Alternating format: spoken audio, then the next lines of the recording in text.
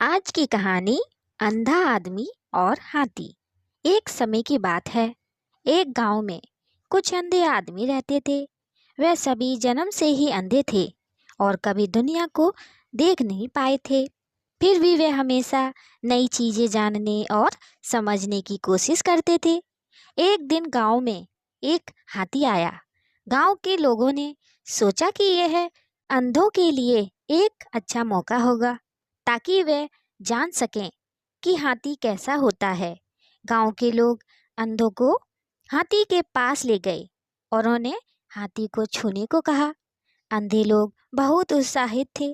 पहला आदमी हाथी के पेट को छूता है और कहता है, हाथी तो एक बड़ी दीवार जैसा है, बहुत मजबूत और चौड़ा।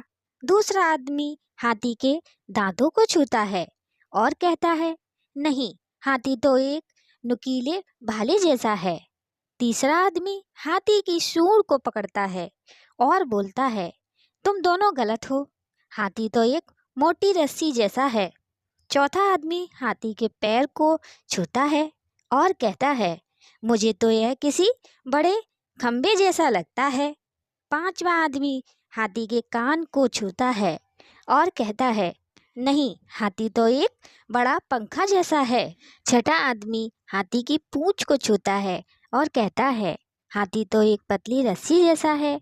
सभी अंधे अपनी अपनी बात पर अड़े रहे और आपस में बहस करने लगे। हर कोई सोचता था कि वही सही है और बाकी सब गलत। तब गांव के एक बुद्धिमान व्यक्ति ने उन्हें समझाया, तुम सभी सही हो, लेकिन केवल अपनी अपनी समझ के अनुसार।